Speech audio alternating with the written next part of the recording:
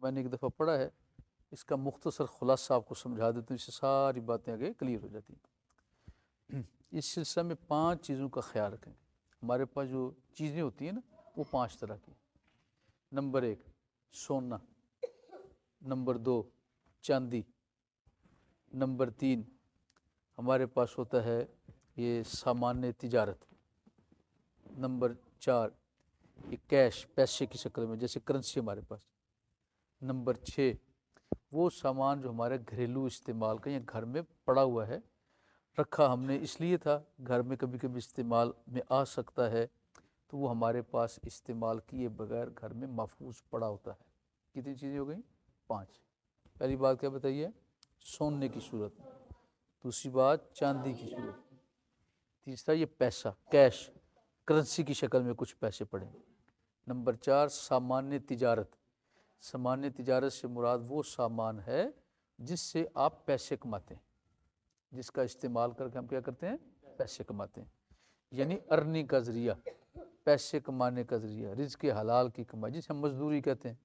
تو جو لوگ اپنا کام کرتے ہیں یا کہیں ملازمت کرتے ہیں یا پڑھنے کا کام ہے، تو ان کے پاس کچھ چیزوں کا ہونا ضروری ہے، اس کے بغیر وہ کام نہیں کر سکتے، اسے کیا کہتے ہیں؟ سامان تجارت۔ اور 5ویں چیز کیا ہے؟ وہ گھریلو سامان جو ہمارے استعمال میں تو نہیں ہے لیکن ہم نے استعمال کی نیت سے گھر میں لا کے رکھا ہوا ہے اور کافی عرصے سے ہمارے پاس موجود ہے لیکن کبھی استعمال میں نہیں آیا۔ اس کی زیادہ تر مثال وہ سامان ہے جو ہمارے گھروں میں خواتین جہیز کی شکل میں لے کے آتی ہیں، یا ہم کہیں باہر جاتے ہیں مرد حضرات، وہاں سے کچھ نہ کچھ گھریلو سامان کے لیے، اپنی بچیوں کے جہیز کے لیے یا اپنے گھر والوں کے لیے بصورت تحفہ یا ویسے گھر میں لے کے آ جاتے ہیں۔ کچھ چیز ہمیں اچھی لگی، باہر سے خریدی اور لا کے گھر میں محفوظ کر لی۔ اب وہ جو چیزیں پڑی ہیں یہ 5 قسم کی چیزیں ہیں۔ جو فطرانہ ہے اور زکوٰۃ ہے، تھوڑا سا ان میں فرق ہے۔ اچھا، اس کو کلیئر کرنے سے پہلے ایک بڑا ضروری مسئلہ ہے، وہ ہے حاجات اصلیہ۔ کیا بتایا؟ حاجات اصلیہ۔ حاجات اصلیہ پہلے بھی میں چند دفعہ بیان کر چکا ہوں، اب دوبارہ آپ لوگوں کے لیے آگاہ کر رہا ہوں، اسے آپ سمجھ لیں۔ حاجات اصلیہ، حاجات حاجت کی جمع یعنی ضرورت، اصلیہ جو اصلی ضرورت ہے جس کے بغیر گزارا نہیں، اور وہ گزارا جس کے لیے اللہ اس کے رسول نے رہنمائی کی ہے، اس کی بات کر رہے ہیں۔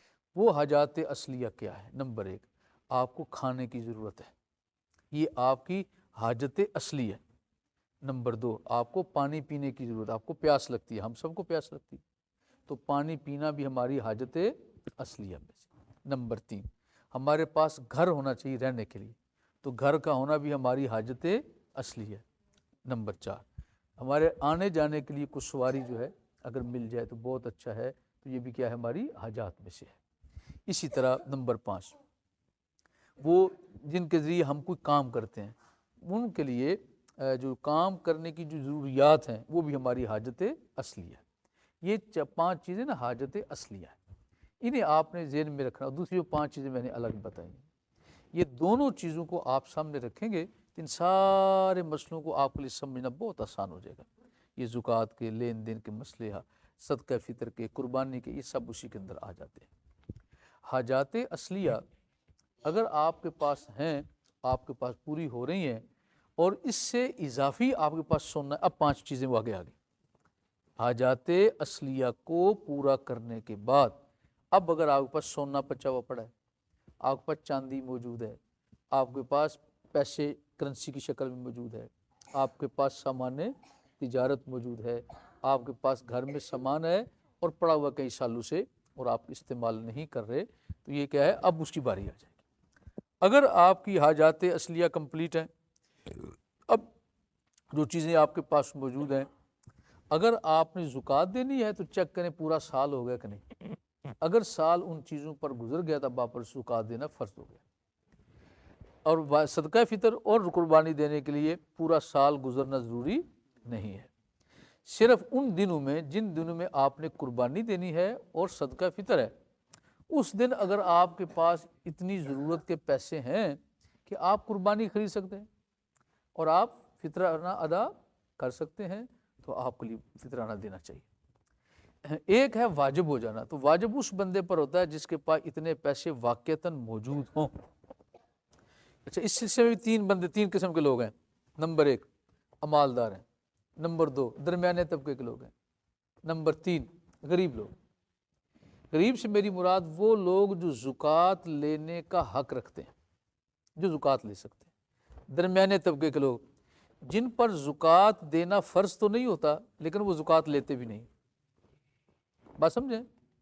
نمبر 3 وہ لوگ ہیں جو مالدار ہیں، جن کے پاس اتنا پیسہ پڑا ہوا کئی سالوں سے چل رہا ہے، وہ نصاب کے مطابق ہے، تو ایسے لوگوں پر زکوٰۃ دینا فرض ہے. جن پر زکوٰۃ دینا فرض ہے نا، ان پر صدقہ فطر دینا بھی واجب ہے، ان پر قربانی کرنا بھی واجب ہے. اب آگئے اگلے لوگ جو متوسط طبقے کے لوگ ہیں. ان دونوں میں سے جو متوسط ہیں ان پر صدقہ فطر دینا واجب ہے، ان پر صدقہ فطر دینا واجب ہے. کیونکہ یہ متوسط لوگ وہ ہیں جن کے پاس سال ہا سال سے پیسے جوڑے ہوئے تو نہیں پڑے ہوتے، سونا چاندی تو زیادہ مقدار میں نہیں پڑا ہوتا، ضرورت کی چیزیں. مثال کے طور پر اگر آدمی کاروبار کو کر رہا ہے، اس نے اپنی ایک دکان بنائی ہوئی ہے، تو دکان میں آج کل کے اعتبار کیا جائے تو اس کے پاس کم از کم بھی 1,00,000 سوا لاکھ کے قریب کوئی نہ کچھ سامان موجود ہوتا ہے. اس سے زیادہ ہی ہوگا، اس سے کم نہیں ہوتا اکثر اوقات. جس نے چھابڑی وغیرہ لگائی ہے اسے بھی 10-15 ہزار کا سامان لے لیتا ہے، اس کی بات نہیں کر رہا. ایسے لوگ جو ہیں یہ متوسط طبقے کے لوگ ہیں. ان کے پاس اپنے گھروں میں اکثر اوقات کچھ نہ کچھ سامان اتنا موجود ہوتا ہے. ان پر صدقہ فطر دینا کیا ہے؟ واجب ہے. اچھا مالک نصاب کا پتہ ہے نا آپ لوگوں کو، میں نے پہلے بتایا کئی دفعہ، اگر آپ کو سمجھ آیا تو اچھا، نہیں تو میں بتا دیتا ہوں دوبارہ، میں دوبارہ آگاہ کر دیتا ہوں. تقریباً اس دور میں 52.5 تولے چاندی یا اس کے مطابق کیش یا اس کے مطابق گھر میں پڑا ہوا سامان، اسے کیا کہتے ہیں؟ یہ بندہ نصاب کا مالک ہے. اب اس پر صدقہ فطر دینا، قربانی دینا، زکوٰۃ دینا کیا ہے؟ فرض اور واجب. کچھ لوگ ایسے ہیں ہمارے معاشرے میں جن کے متعلق پتہ نہیں چلتا، جنہیں ہم کہتے ہیں سفید پوش.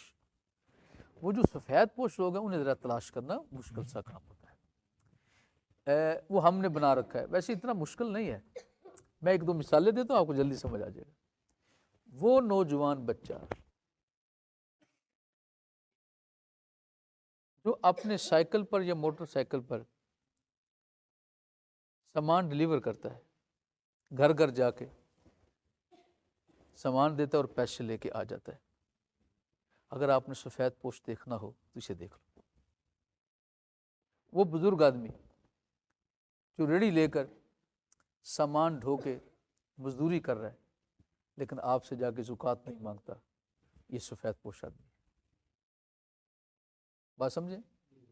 ایسا فرد جس نے گھر میں چھوٹی سی دکان رکھی ہے، عزت بچا کے بیٹھا ہے اپنے اور اپنے بچوں کی، اور کمائی کر کے جتنا مل جاتا ہے مزدوری کر کے کھا پی لیتا ہے، یہ بندہ سفید پوش ہے.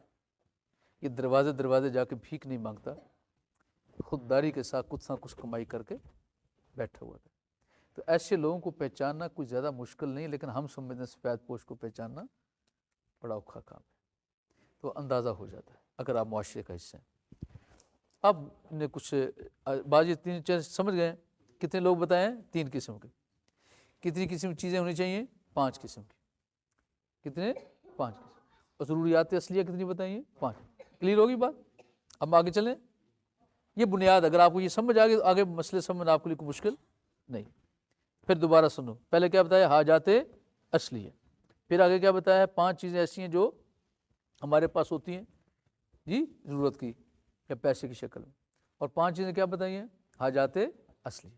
حاجات اصلیہ کے بعد اگر آپ کے پاس ان 5 چیزوں میں سے کوئی شے بھی نصاب کے مطابق یعنی 52.5 تولے چاندی کے مطابق آپ کے پاس موجود ہے، سال گزر گیا، زکوٰۃ فرض ہوگی.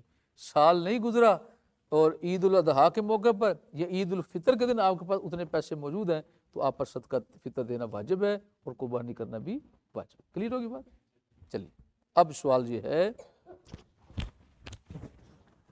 وہ افراد جن پر صدقہ فطر واجب نہیں، اگر وہ بھی دینا چاہیں تو کیا وہ دے سکتے ہیں؟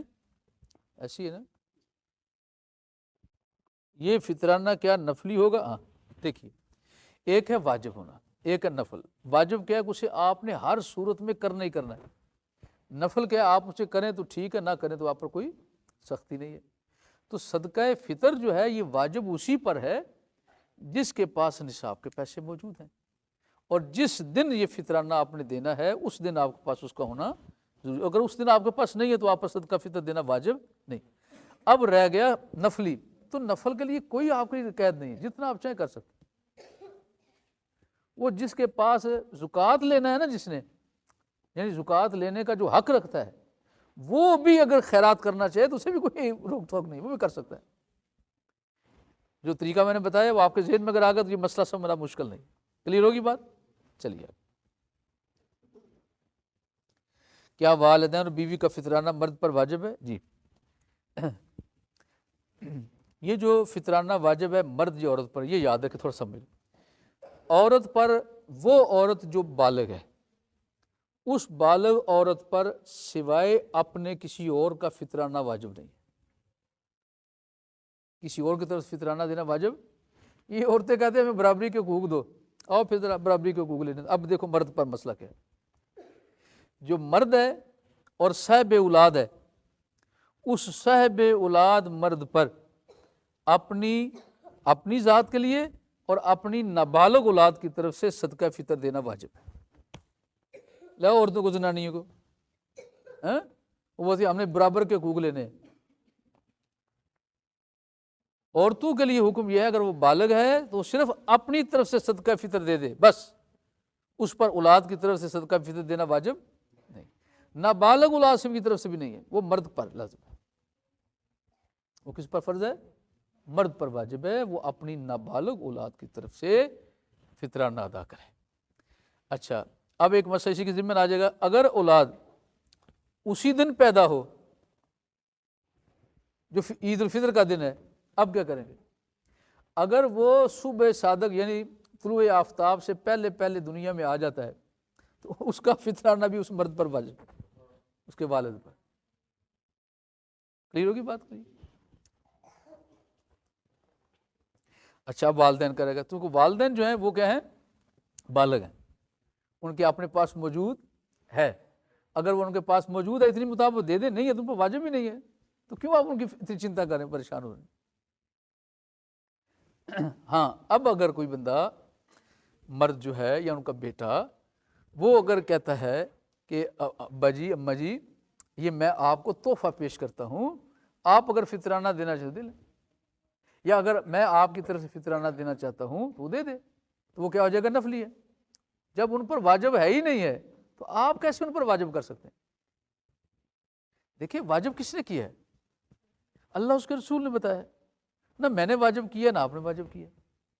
تو جب ان پر اللہ اس کے رسول کی طرف سے واجب ہے ہی نہیں ہے تو پھر آپ کیوں ایسے پریشان ہو رہے ہیں؟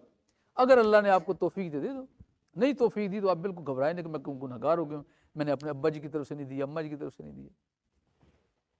اچھا، اب رہ گیا اولاد۔ اگر اولاد میں کوئی بالغ ہے پھر کیا کریں گے؟ اس کو میں پہلے بتا دیا، اگر اولاد ہے ہی نہ بالغ، ان کی طرف سے تو ہے، بالغ کی طرف سے ہے ہی کوئی نہیں۔ وہ بالغ ہے، خود بالغ ہے، اس پر دین فرض ہو گیا ہے، شریعت لاگو ہو گئی ہے۔ اب اگر اس بالغ بچے کے پاس اپنے پاس موبائل موجود ہے، ایسا موبائل جس موبائل کی اپنی مالیت 1,00,000 2,00,000 ہے، یا ٹیبلٹ ہے وہ جو چھوٹا استعمال کرتے ہیں چھوٹی اسکرین لے کے، وہ اتنی مہنگی موجود ہے، اب وہ ضرورت حاجات اصلیہ سے زیادہ کام ہے، وہ ضرورت نہیں ہے اس کے لیے، وہ کیا ہے؟ ضرورت نہیں ہے۔ اگرچہ بعض علماء نے یہ کہا ہے کہ وہ اگر استعمال میں ہے تو چلو اس میں گنجائش دے دیتے ہیں، لیکن صحیح بات یہ جب وہ حاجت ہے ہی نہیں اس کی، اس عمر میں کیا حاجت ہے اس کی؟ اور اگر اسے بہت ضروری سمجھتے ہیں تو آپ اس کو ہلکا پھلکا بھی 1,000 2,000 کا بھی لے کے دے سکتے ہیں، ضرور آپ نے 1,00,000 2,00,000 کا لے کے دینا ہے۔ اور اگر بالغ کسی بچے کے پاس اتنی مالیت کا یہ سامان موجود ہے تو اس پر بھی صدقہ فطر دینا واجب ہے۔ ٹھیک ہوگی بات؟ اب رہ گی وہ باقی عورتوں کا جو سامان گھر میں جہیز کا پڑا ہوا ہے، اور اگر ان کی مالکیت بھی اتنی ہے تو ان پر بھی زکوٰۃ دینا، صدقہ فطر دینا واجب ہو گیا۔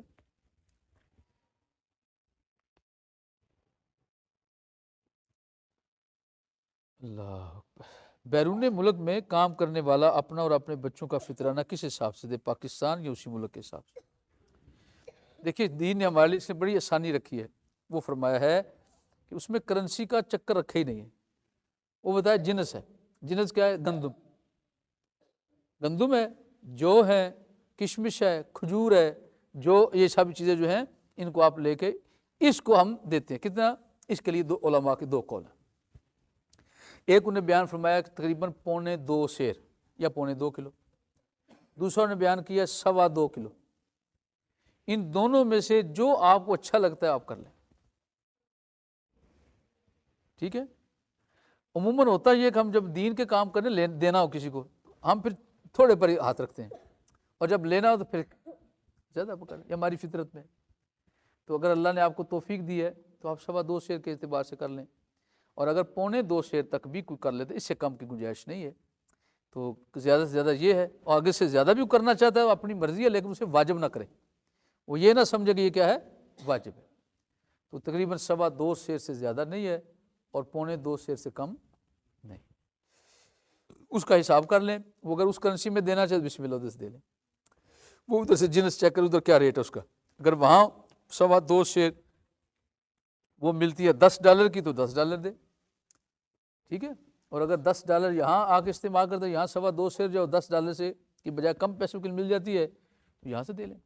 اگر اچھا وہ یہ چاہتا جی نہیں میں نے ادا کرنا ہے، اور میں کسی اگر آیا مسئلہ وہ بھی اگر میں نے یہ ادا کرنا ہے تو میں بھیج دیتا ہوں ادا کر دیں، تو کوئی بات نہیں. آپ وہاں سے نہیں دینا چاہتے، سمجھ دل چھوٹا ہو رہا ہے میں پاکستان سے دلواؤں وہاں تھوڑے پیسے لگیں گے. کوئی بات، جب اللہ نے آپ کو رخصت دی ہے تو میں اس میں پابندی نہیں کر سکتا آپ کے لیے. میں آپ کو مجبور نہیں کر سکتا. میں عالم دین ضرور ہوں، دین کی نمائندگی کر رہا ہوں، لیکن میں کسی پر اپنی مرضی سے کسی کو کچھ ہے فرض کر سکتا ہوں نہ واجب کر سکتا ہوں. میں صرف بتا سکتا ہوں کہ یہ فرض ہے یہ واجب ہے. اگر آپ کو سمجھ تو میں نے آگاہ کر دی. سمجھ گئے؟ اب اگر کوئی بندہ باہر رہ رہا ہے اور اپنی کرنسی دینے پر تیار نہیں ہے، دل نہیں کر رہا، پاکستان پیسے بھیج دیتا ہے کہ وہاں سے اتنی گندم لے کے میری طرف سے فطرانہ ادا کر دیں، تو وہاں سے بھی ادا ہو سکتا ہے. اگر وہاں سے کرنا چاہیے وہاں بھی کر سکتا ہے، کوئی عرض نہیں. دونوں طرف جائز ہے.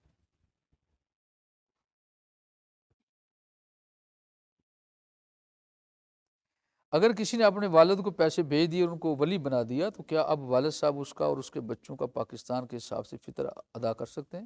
ہاں جی بالکل کر سکتے ہیں، اجازت ہے ان کو. اور اپنے لیے کرنا ہے تو پہلے بچے سے پوچھا بیٹا یہ اس میں سے کیا یہ تو نے مجھے تحفہ دیا ہے، مالک بنایا کہ نہیں. اور اگر بچے نے اپنے والد کو پیسوں کا مالک نہیں بنایا، امانت دار بنایا، وکیل بنایا ہے کہ ابا جی اس میں سے میرے لیے اور میرے بچوں کی طرف سے، اور وہ بچے جو نابالغ ہیں، وہ بچے جو نابالغ ہیں ان کی طرف سے یہ ادا کرتے. اب اگر ابا جی اپنی سہولت تلاش اپنی جیب سے پیسے نکالنے کے بجائے انہیں پیسوں کا، چونکہ مجھے میرے بچے نے وکیل بنایا ہے تو میں اس کے پیسے تو لوں نا، وکیل پیسے تو لیتے ہیں اپنی فیس، اب وہ فیس لینے کے اس میں سے نکالتے ہیں تو یہ غلط کر رہے ہیں، یہ بددیانتی ہے. پوچھ لیں بیٹا میں اس میں سے کیا میں لے سکتا ہوں.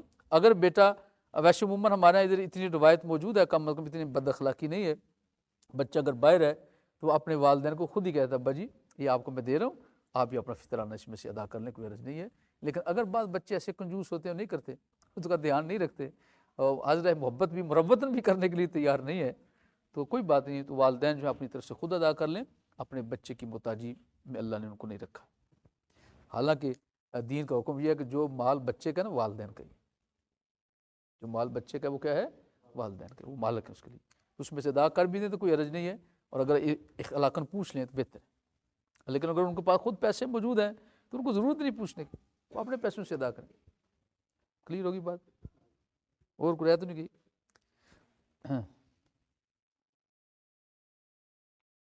جوائنٹ فیملی کا فطرانہ کیسے ادا کریں؟ اس کا بھی طریقہ یہی ہے، ایک آدمی کو مقرر کرنا چاہیں تو سارے ادا کر دیں پیسے اپنے اپنے، جا کسی کو دے دیں. اور یہ نہیں کہ ایک قربانی کا بکرا بنا دیں کہ ساری کی طرف تم ہفتے دو، یہ نہیں ہے.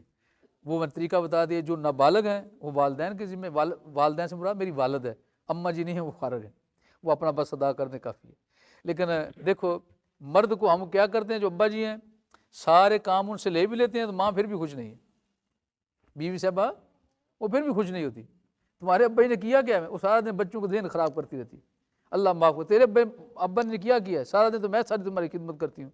کہتے ہیں اماں جی آپ ادب کی جگہ بے ادبی تو ہم بھی نہیں کرتے، لیکن سارا دن جو کچھ بھی گھر میں آتا ہے ابا جی لے کے آتے ہیں، کپڑے وہ لا کے دیتے ہیں. کوئی آپ وہ پیکے سے کچھ ہے آ جائے تو آپ پیکی ہوئے آئی ہوئی شاید سارا دن ہمارے کانوں میں کہتے رہتے ہیں یہ میرے تمہارے ماموں نے بھیجی ہے، یہ نانوں نے بھیجی ہے، یہ نانے نے بھیجی ہے، کبھی یہ بھی بولا کہ دادوں نے بھیجی ہے، دادا ابو نے بھیجی ہے، یہ تمہارے والد صاحب لے کے آئے ہیں، کبھی یہ بھی کہنے کی توفیق ہوئی ہے ان بیویوں کو، ان خواتین کے لیے یہ کمزوری ہے ان کے لیے، یہ غلطی ہے اور یہ ناشکری کی کیفیت ہے، اس ناشکری کی کیفیت سے بچنا چاہیے۔ اب آپ چونکہ سارے مرد بیٹھے ہوئے خواتین ادھر نہیں ہیں تو آپ کو میں نے ویسے بات سمجھا دی، اگر آپ جا کے گھر کہیں کریں گے تو کہیں ناراضگی نہ پیدا ہو جائے، لڑائی جھگڑا کرنے سے بچنے سے احتیاط کیجیے گا۔ لیکن اللہ کا فضل ہے ہمارے برصغیر پاک و ہند میں جتنے مسلمان مرد ہیں یہ اکثر خیال رکھتے ہیں اپنی ازواج کا، وہ اپنی طرف سے ادا کر دیتے ہیں ان کی طرف، بیویوں کا بھی اپنی طرف دے دیتے ہیں، بالغ ہیں نہ بالغ بچے سب کی دے دیتے ہیں، والدین اگر گھر میں ہیں ان کی طرف سے بھی دے دیتے ہیں، اگر مہمان کوئی آ جائے تو مہمان کی طرف سے بھی آپ ادا کر سکتے ہیں، ٹھیک ہے۔ ہمارے ادھر روٹین اس طرح کی ہے، تو بہر پھر بھی اللہ خیر کرے، معاملہ تو سارا نیت کا ہے، اللہ تعالیٰ قبول فرمائے نعمتوں کو۔ میں امید کرتا ہوں یہ سارے مسائل کا کچھ حل ہو گیا۔ اچھا اب وہ رہ گیا دوسرا آخری صورت، وہ آپ کو بھی سمجھا دوں، یہ جو ہمارے ایک روٹین ہے، کیا یہ ٹھیک ہے یا غلط ہے؟ یہ روٹین بالکل غلط نہیں ہے، یہ ٹھیک ہے۔ اگر ہم میں سے کوئی بندہ بس اتنا کہہ دے، وہ جو بالغ ہے نا، مثلا آپ کی زوجہ ہے یا آپ کی بالغ اولاد ہے، آپ یا والدین گھر میں تشریف فرمائیں، ان کو آپ بتا دیں کہ میں آپ کی طرف سے میں ذمہ لے رہا ہوں عذرہ محبتاً تحفتاً، میں آپ کی طرف سے یہ ادا کر دیتا ہوں، میں کیا کر دیتا ہوں آپ کی طرف سے ادا کر دیتا ہوں، آپ نہ ادا کریں، یہ اتنی بات ان سے کر دے، کرنے کے بعد بے شک ان کی طرف سے ادا کرنا چاہے تو کر سکتا ہے، لیکن یہ یاد رکھے یہ میں واجب سمجھ کے نہیں کر رہا کہ ان کا ادا کرنا میرے اوپر یہ واجب نہیں ہے، یہ عذرہ محبت کر رہا ہوں، میرے پاس گنجائش ہے، ایک تحفتاً کر دیا، ٹھیک۔ وما علیہ الا البلاغ، وہ بتانے لگا تھا، وہی بتانے لگا، وہ جو آپ کا جس وقت آپ نے پلاٹ یا مکان خریدا ہے اس نیت کے ساتھ کہ میں نے اس کو بیچنا ہے، کاروبار کرنا ہے، اس سے میں نے نفع کمانا ہے، وہ جو آپ کا سامان ہوگا نا وہ سامان تجارت میں آ جائے گا، وہ مکان سامان تجارت میں آ جائے گا، اس کی مالیت آپ اکاؤنٹ کریں گے، اس کے مطابق اس میں سے زکوٰۃ ادا کر دیں گے۔ اچھا ایک مکان وہ ہے کہ آپ نے رہائش کے لیے لیا یا آپ کا ارادہ کہ میں یہاں پر رہائش بناؤں گا، آپ کو اب اس پر آپ پر زکوٰۃ واجب نہیں ہے، وہ آپ نے ایک جگہ لی ہے، دو لی ہے، تین لی ہے، کوئی بات نہیں، وہ آپ اپنی ضرورت کے لیے آپ سمجھتے ہیں اس کو رکھ سکتے ہیں۔ اچھا ایک جگہ ہم لے لیتے ہیں، بنا لیتے ہیں، بنانے کے بعد اس کا کرایہ استعمال کرتے ہیں، ٹھیک ہے۔ تو اگر آپ اس نیت سے کر رہے ہیں تو بعض اس میں تھوڑا سا علماء اکرام فرماتے ہیں، میری اس پر رائے ذوق اس طرح ہے کہ اگر ایک دفعہ مکان کا جو پوری مالیت ایک دفعہ زکوٰۃ ادا کر دی جائے، اس کے بعد پھر ہر مہینے جو اس کا کرایہ آتا ہے اس کرایے کو چیک کر لیں وہ کتنا ہے، اس کرایے میں سے جو زکوٰۃ بنتی ہے اگر آپ ادا کرنا چاہیں تو کرایے میں سے ادا کر سکتے ہیں، اب ہر سال اس مکان میں سے ادا نہ کریں، بات سمجھیں۔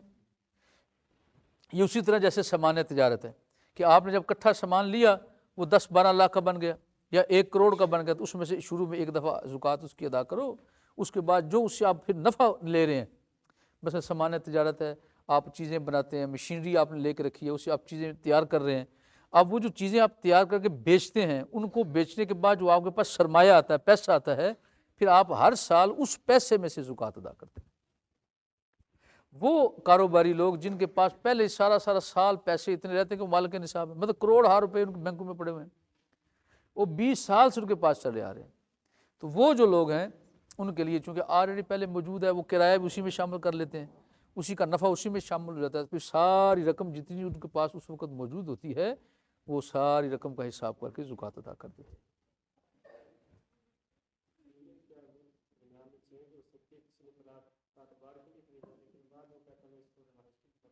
ہاں جس وقت تک اس کی نیت پہلی موجود ہے اور وہ اس کو دیکھیں گے جب زکوٰۃ دینے لگا کیا اس وقت بھی اس کی وہی نیت ہے، اگر اس کی وہی نیت ہے تو پھر اسی نیت پر چلے گا، اور اگر اس کی نیت چینج ہو گئی ہے، کہتے نہیں میں نے اب اس کو رہائش کی رکھنا، جو ہی نیت بدلے گی حکم بدل جائے گا، اس پر زکوٰۃ فرض نہیں۔